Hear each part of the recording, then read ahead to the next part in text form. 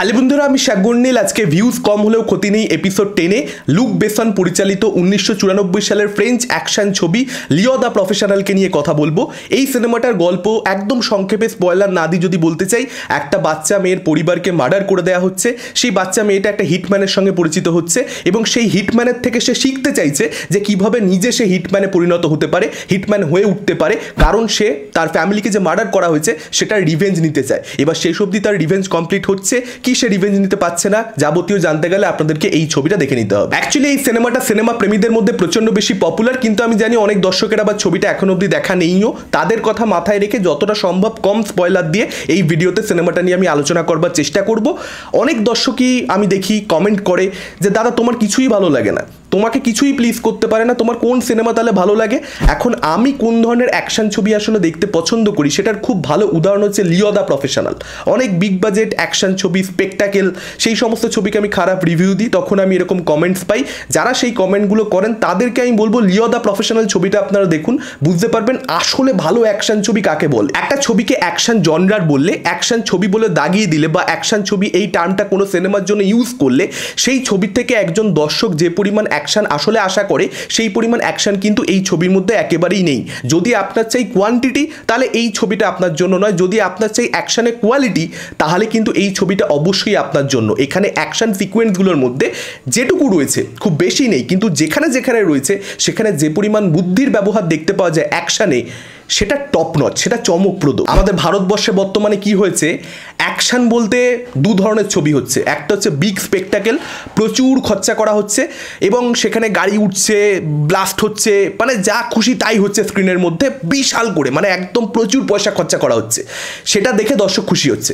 এবার সেটাও একটা অ্যাকশনের পার্ট, ডেফিনেটলি সেটা ওয়ান কাইন্ড অফ অ্যাকশন, সেটাও ভালোভাবে করলে খুব ভালো লাগে দেখতে। তার সঙ্গে সঙ্গে আরেক ধরনের অ্যাকশন হচ্ছে যেখানে ভায়োলেন্স দেখতে পাচ্ছি আমরা, যেখানে খুব ব্রুটালিটি দেখতে পাচ্ছি, সেটা অ্যানিমালে হতে পারে, সেটা কিল ছবিটাতে হতে পারে।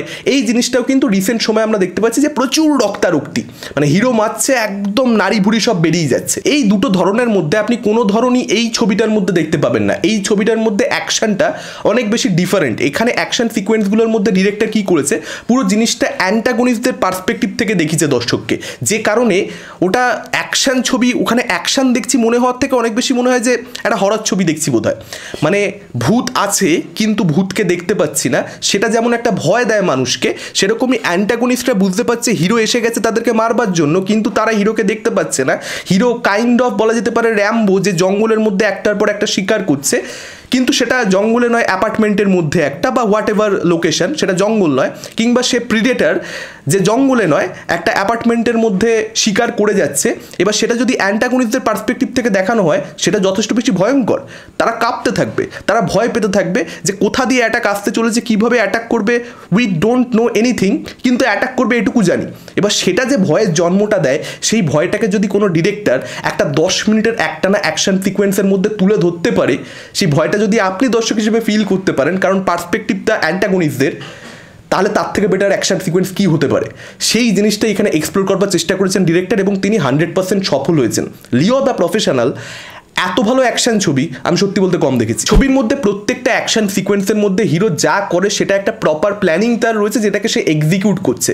ঢুকলাম, মারলাম, ধরলাম, লাথি ঘুষি চর, গুলি চালালাম, বেরিয়ে চলে এলাম, ব্লাস্ট করে দিলাম, এরকম ব্যাপার একেবারেই নয়। তো সেটা একটা ডিফারেন্ট কাইন্ড অফ অ্যাকশন ছবি দেখার এক্সপিরিয়েন্স অডিয়েন্সকে প্রোভাইড করতে পারে, যেটা অ্যাকশন লাভারদেরকে প্রচণ্ড আনন্দ দিতে পারবে বলে আমার বিশ্বাস। এবং অ্যাকশনের যেটা সব থেকে গুরুত্বপূর্ণ ফ্যাক্টর সেটা হচ্ছে ইমোশন। মানে যদি ছবির মধ্যে ড্রামা সঠিকভাবে ওয়ার্ক না করে, যদি ড্রামা পরিচালক না তৈরি করতে পারেন, তাহলে অ্যাকশনটা যতই ভালোভাবে ডিজাইন করা হোক না কেন, যতই সেখানে পয়সা খরচা করা হোক না কেন, সেটা ওয়ার্ক করবে না, সেটা বিফলে যাবে। অডিয়েন্স যখন দেখবে তখন সেটা তাদের চোখকে কোথাও একটা আরাম দেবে, সেটা নিশ্চিত, কিন্তু সেটা লাস্ট করবে না।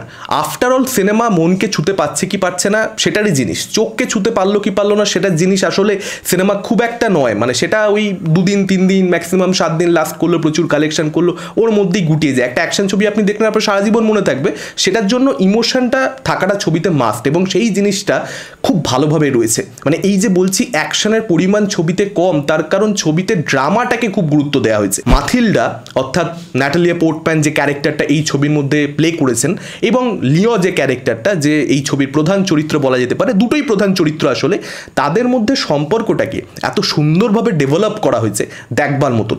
এই দুজনের সম্পর্কটা এই ছবিটার ভিত।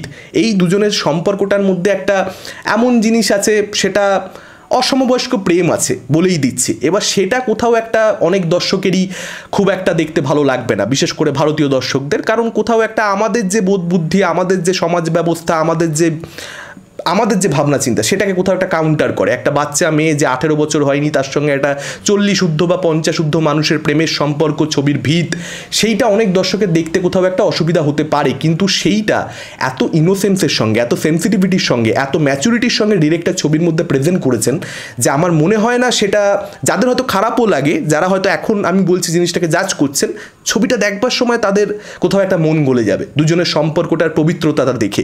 মানে সেটার মধ্যে কোনো সেক্সুয়ালিটি নেই। লিও কেমন মানুষ কিংবা ম্যাথিল্ডা কেমন মানুষ, তাদের দুজনের মধ্যে সম্পর্কটা যে দেখানো হচ্ছে, মানে গল্পটা আমি যখন বললাম, আপনাদের কি মনে হবে যে ম্যাথিল্ডা ক্যারেক্টারটাকে, বাচ্চা মেয়েটাকে এই যে হিটম্যান লিও, সে হেল্প করবে, কিন্তু শুধুমাত্র সেটা নয়, কিন্তু মানে জিনিসটা একপাক্ষিক নয় হেল্পের বিষয়টা।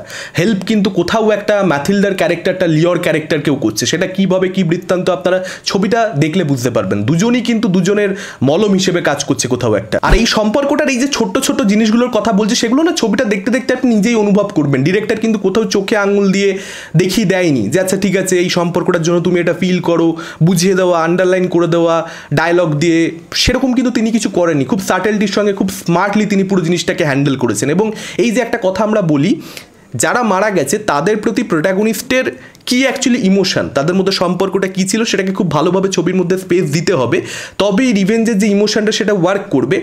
পরিচালক না এই ছবির মধ্যে সেই দিকটাতে যায়নি। যারা অ্যাকচুয়ালি মারা গেছে তাদের সঙ্গে প্রোটাগনিস্টের সম্পর্কটাকে খুব কম সময়ে ডেভেলপমেন্ট দেওয়া হয়েছে, সেটাকে ফোকাসে রাখাই হয়নি। তার একটা অন্য কারণ রয়েছে, সেই কারণটাতে আমি আসছি। কিন্তু তা সত্ত্বেও যে রিভেঞ্জের ইমোশনটা ওয়ার্ক করে যাচ্ছে, সেটাই কিন্তু দেখবার মতন ব্যাপার। লিও দ্য প্রফেশনাল টিপিক্যাল যে ছবিগুলো হয়, রুটিন যে ছবিগুলো হয়, তার থেকে অনেকটা বাইরে বেরিয়ে যায়, অনেকটা ডিফারেন্ট কিছু দেখছি মনে হয়। কারণ ডেভেলপমেন্ট দিচ্ছে না সম্পর্কগুলোকে, তা সত্ত্বেও কেন বদলাটা নিতে চাইছে, ইমোশনটা কি, সেটা খুব সুন্দরভাবে ফিল করা যাচ্ছে। ডিরেক্টরদেরকে কিছু ক্রিয়েটিভ কল নিতে হয় একটা ছবি বানানোর সময়, যে কোনটার উপরে আমার ফোকাস বেশি থাকবে, কোনটার উপরে আমার ফোকাস কম থাকবে, আসলে কি নিয়ে আমার ছবিটা, কোনটাকে আমার বেশি গুরুত্ব দিতে হবে। এগুলোর ব্যাপারে একটা ডিরেক্টর যত বেশি তার ছবিকে নিয়ে ক্লিয়ার হয়, তত বেশি ভালো ছবি হয়, আউটপুট তত বেটার হয়। এই ছবিটার মধ্যে গল্পটা বেসিক্যালি লিও একজন হিটম্যান এবং তার সঙ্গে একটা বাচ্চা মেয়ের একটা অসমবয়স্ক প্রেমের, তো ফোকাসটা সেখানেই ছিল। সেইটার ইমোশনটা কোথাও একটা অডিয়েন্সকে ডিরেক্টর ফিল করতে চেয়েছে মোর দ্যান এনিথিং এলস, যে কারণে ফ্যামিলির সঙ্গে মেয়েটার যে সম্পর্কটা সেটাকে ডেভেলপমেন্ট দেওয়া হয়নি। কারণ যদি সেটাকেও ইকুয়াল ডেভেলপমেন্ট দেওয়া হতো, তাহলে লিও এবং এই মেয়েটা ম্যাথিল্ডা, তাদের মধ্যে যে ট্র্যাকটা, সেটা কোথাও একটা যে ইম্প্যাক্টটা ছবিটা শেষ হওয়ার পরে অডিয়েন্সের পরে ফেলতে পারে, মানে অডিয়েন্স ভুলবে না এই ছবিটা দেখবার পরে এই দুজনকে। সেটা যে হচ্ছে, সেটা হচ্ছে তার কারণ অন্যদিকে কম ডেভেলপমেন্ট দেওয়া হয়েছে, অন্যদিকে কম গুরুত্ব দেওয়া হয়েছে। সব কিছুকে সমানভাবে গুরুত্ব দিলে সেটাও কিন্তু অনেক সময় সমস্যা হয়ে দাঁড়ায়। অনেক সময় একটা পার্টিকুলার অ্যাসপেক্টকে কম গুরুত্ব দেওয়া গোটা ছবিটাকে অনেক বেশি গুরুত্ব দেওয়া সমান হয়ে দাঁড়ায়। সেটাই এই ছবির ক্ষেত্রে হয়েছে। এবং একজন হিটম্যান যে নিজের কেরিয়ারে প্রচুর মানুষকে মেরেছে, কারণ তার সেটাই প্রফেশন। অন্যদিকে একটা মেয়ে যে এখন অব্দি তার প্রথম মার্ডারটা করেনি, কিন্তু সে হিটম্যানে পরিণত হতে চাইছে, তার কারণ সে রিভেঞ্জ নিতে চায়।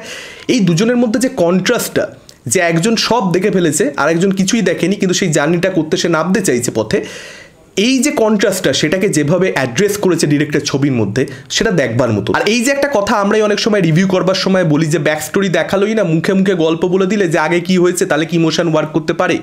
এই ছবির ক্ষেত্রে কিন্তু ইমোশনটা ওয়ার্ক করে মুখে মুখে ব্যাক স্টোরি বলা সত্ত্বেও। ফলত একজন ডিরেক্টর কীভাবে প্রেজেন্ট করছেন, কীভাবে জিনিসটাকে হ্যান্ডেল করছেন, তার উপরে সবটা ডিপেন্ড করে। কোনো থাম রুল নেই, মানে সে একটা কথা আছে না যে সিনেমার কোনো রুল নেই আসলে, যে এটাই করতে হবে তবেই ওয়ার্ক করবে, এটা না করলে ওয়ার্ক করবে না, এরকম কোনো কিছু হয় না। ডিরেক্টর কীভাবে প্রেজেন্ট করছেন তার উপরে সবটা ডিপেন্ড করে। সে কনফিডেন্ট হলে, তার কনভিকশন থাকলে সব কিছু ওয়ার্ক করতে পারে, সব কিছু দর্শকদের ভালো লাগতে পারে। এবং ছবির ক্লাইম্যাক্স, এই ছবির যে ক্লাইম্যাক্স, সেটা দর্শক, মানে এই ছবিটা জাস্ট দর্শক কখনো ভুলতে পারবে না।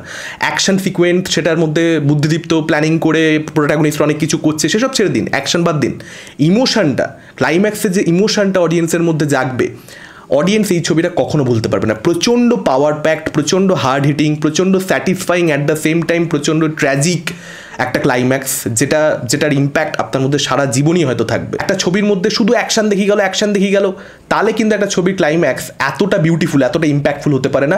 ছবির মধ্যে ড্রামা স্ট্রং থাকতে হবে, তবে গিয়েই ক্লাইম্যাক্স এতটা ইম্প্যাক্টফুল হতে পারে। এবং এখানে অ্যান্টাগনিস্ট, যার কথা এখন আমি বলিনি, কারণ সেই ক্যারেক্টারটাকে ছবির মধ্যে খুব কম স্পেস দেওয়া হয়েছে, খুব সামান্য দৃশ্যেই সে রয়েছে, কিন্তু যেখানে সেই ক্যারেক্টারটা আসে সেই ক্যারেক্টারটাকে এমনভাবে প্রেজেন্ট করা হয়েছে, সেখানে গ্যারি ওল্ডম্যানের এত অসাধারণ পারফরমেন্স এবং তাকে যে সমস্ত ডায়লগস দেওয়া হয়েছে দুর্দান্ত, দেখবার মতন।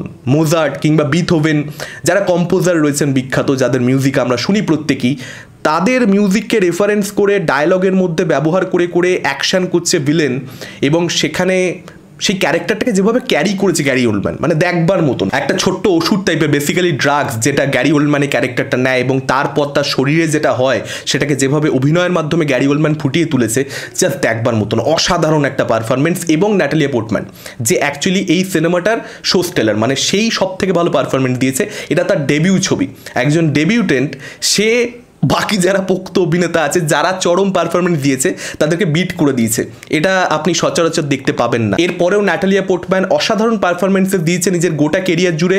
অস্কারসও সে পেয়েছে, কিন্তু অনেকেই এরকমটা মনে করে যে এটাই তার কেরিয়ার বেস্ট পারফরমেন্স ছিল, অর্থাৎ প্রথম ছবিতেই তার কেরিয়ার বেস্ট পারফরমেন্স সে দিয়ে দিয়েছে। অর্থাৎ ভাবুন কীরকম পারফরমেন্স সে এই ছবিতে দিয়েছে। এবং জিন রেনো, যে লিওর চরিত্রে অভিনয় করেছে, সেও কিন্তু দারুণ কাজ করেছে, দেখবার মতন অভিনয় করেছে। এই তিনজনের পারফরমেন্স, প্রোটাগনিস্ট, অ্যান্টাগনিস্ট, মানে দুজন প্রোটাগনিস্ট এবং একজন অ্যান্টাগনিস্ট, জাস্ট টেরিফিক। ছবির মধ্যে সামান্য কিছু কমেডি সিনস রয়েছে যেগুলো বিউটিফুলি ওয়ার্ক করে। আমি তো খুব হেসেছি। একটা পার্টিকুলার সিন রয়েছে যেখানে লিও ম্যাথিল্ডাকে ওকে বলতে বারণ করে, কিন্তু ম্যাথিল্ডা সেই ওকে বলেই যায়। তো সেই সিনটা খুব আইকনিক একটা সিন আসলে সিনেমা, যারা সিনেমাটা দেখেছে তাদের ওই সিনটা সবসময় মনে থাকবে। দুর্দান্ত লাগে সেই সিনটা। এবং একটা গাছ রয়েছে ছবির মধ্যে, যেটাকেও as a character director treat করতে চেয়েছেন, এবং সেই গাছটার যে পে অফটা, যে ক্লোজারটা রয়েছে ছবির মধ্যে একদম ক্লাইম্যাক্স, একদম লাস্ট সিনে, সেটা দেখবার মতন। মানে সেখানেই বোঝা যায় যে ডিরেক্টর জাস্ট একটা অ্যাকশন ছবি বানাবো, দর্শক আসবে, এন্টারটেইন হয়ে বাড়ি চলে যাবে, সেরকম একটা ছবি বানানোর উদ্দেশ্য নিয়ে মাঠেই নামেন। ভিডিওটা শেষ করবো একটা ইন্টারেস্টিং ফ্যাক্ট জানিয়ে। এই ছবির মধ্যে যে কটা ইন্টেরিয়ারের শট আপনারা দেখতে পাবেন প্রত্যেকটাই প্যারিসে শ্যুট করা, এবং যে কটা এক্সটেরিয়ারের শট আপনারা দেখতে পাবেন প্রত্যেকটাই নিউ ইয়র্কে, লস অ্যাঞ্জেলেসে শ্যুট করা। কিন্তু ছবিটা দেখবার সময় আপনি বুঝতেই পারবেন না যে দুটো আসলে আলাদা জায়গা, কমপ্লিটলি আলাদা অ্যাপার্টমেন্ট, আলাদা দেশ। এটা কোথাও বোঝা যায় না। আপনাদের কি মতামত যারা এই সিনেমাটা দেখেছেন ডেফিনেটলি আমাদের কমেন্ট করে জানাতে পারেন। আর যারা দেখেননি ছবিটা, হাইলি রেকমেন্ড করছি আপনারা ছবিটা দেখুন, জাস্ট মজা পেয়ে যাবেন। ভিউজ কম হলেও ক্ষতি নেই, এর আরও নখানা এপিসোড রয়েছে, আপনারা সেই ভিডিওসগুলো অবশ্যই চেক আউট করতে পারেন। এই ভিডিওটা ভালো লাগলে লাইক করতে পারেন, শেয়ার করতে পারেন। আমাদের চ্যানেল নতুন হলে চ্যানেলটাকে অবশ্যই সাবস্ক্রাইব করতে পারেন। আজকের মতন টাটা, চোখ রাখুন পরবর্তী ভিডিওতে।